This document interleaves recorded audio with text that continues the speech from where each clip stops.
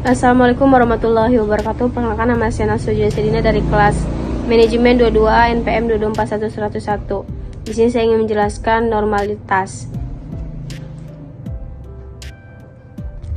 Uji normalitas adalah proses statik yang digunakan untuk menguji apakah data yang Anda miliki berasal dari distribusi normal atau tidak.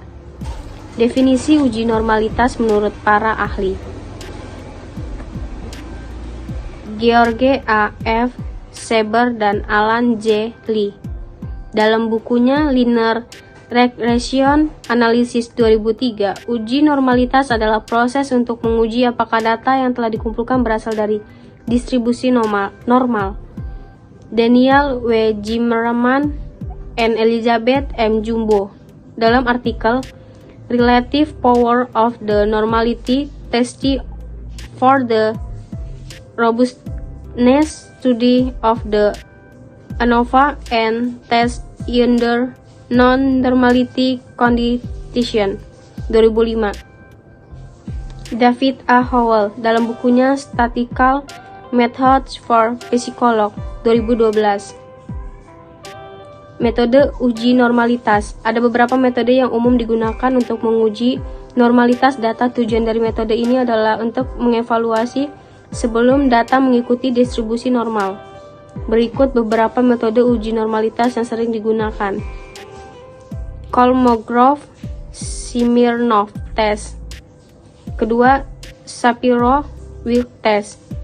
Yang terakhir, Lefort test.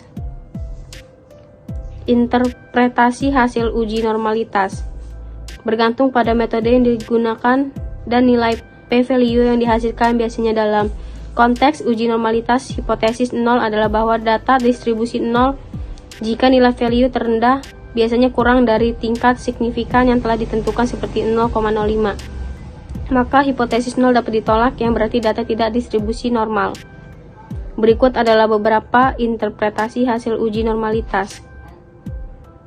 Peran penting uji normalitas dalam statik penting karena memainkan peran kunci dalam analisis statik. Berikut beberapa manfaat dan alasan penting uji normalitas. Namun, penting untuk diingat bahwa beberapa kasus normalitas mungkin tidak kritis. Beberapa metode statik non-pragmatik tidak bergantung pada asumsi normalitas, dan jika Anda memiliki sampel yang sangat besar, pelanggaran asumsi normalitas mungkin tidak disignifikan. Oleh karena itu, uji normalitas harus digunakan dengan bijak dan interpretasi hasil harus dipertimbangkan dalam konteks data dan tujuan analisis Anda. Histogram pada uji normalitas adalah salah satu visual yang berguna untuk memeriksa normalitas data dan statistika. Histogram adalah grafik yang menggambarkan distribusi frekuensi data dalam bentuk batang vertikal. Langkah-langkah untuk membuat dan menginterpretasikan histogram dalam bagian dari uji normalitas. Membuat histogram. Mulailah dengan mengelompokkan data ke dalam interval atau BIN. Jumlah interval dapat bervariasi tergantung pada jumlah data yang Anda miliki dan preferensi Anda.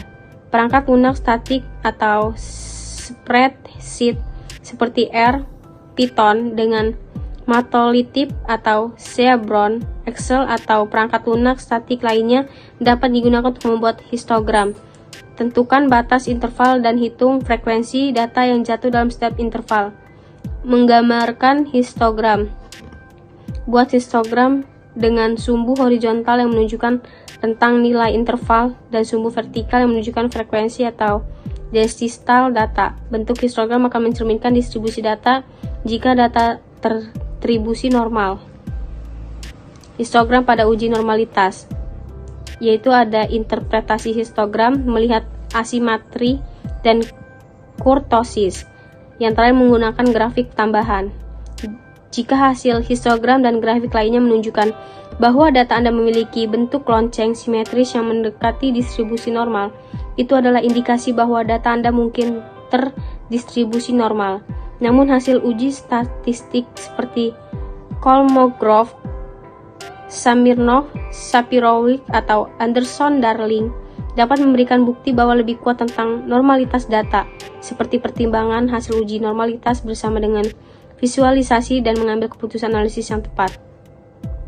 Transformasi data pada uji normalitas adalah salah satu pendekatan yang dapat digunakan untuk menganalisis ketidaknormalan dalam data ketika Anda melakukan uji normalitas. Transformasi data melibatkan mengubah nilai data asli dan data menjadi bentuk lain yang mendekati distribusi normal.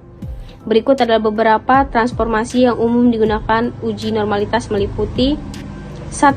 Transformasi logaritma. Kedua, transformasi akar kuadrat. Ketiga, transformasi kuadrat. Keempat, transformasi kebaikan inverse.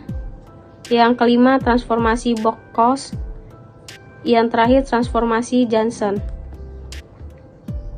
Keterbukaan dan replikasi pada uji normalitas. Keterbukaan dan replikasi adalah dua prinsip penting dalam metode penelitian dan praktik statik yang mendukung transparansi, akurasi, dan keandalan hasil penelitian. Ini juga berlaku untuk uji normalisasi statik. Berikut adalah penjelasan dan lebih lanjut tentang keterbukaan dan replikasi dalam konteks uji normalisasi keterbukaan. Yaitu ada keterbukaan merujuk pada praktik berbagi informasi dan data penelitian dengan jujur dan transparan. Yang kedua, replikasi.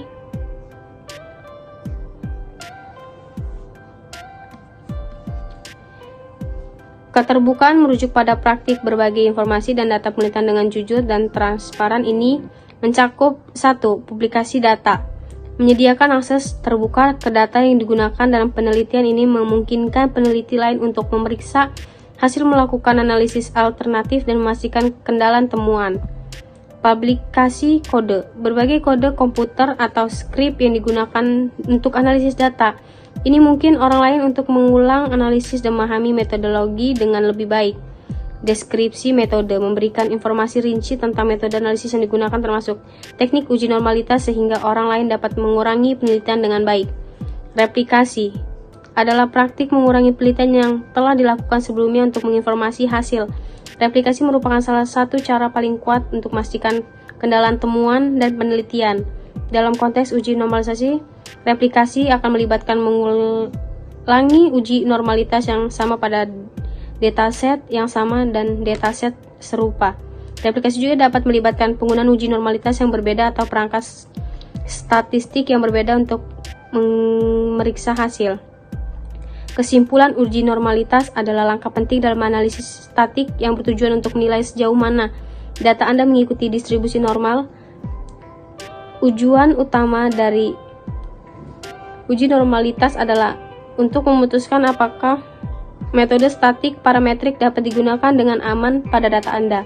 Dengan pemahaman uji normalitas, peneliti dapat membuat keputusan yang tepat tentang asumsi distribusi normal. Dalam analisis statik, mereka memastikan hasil penelitian yang andal dan menghindari bias atau penyesatan dalam kesimpulan analisis. Terima kasih.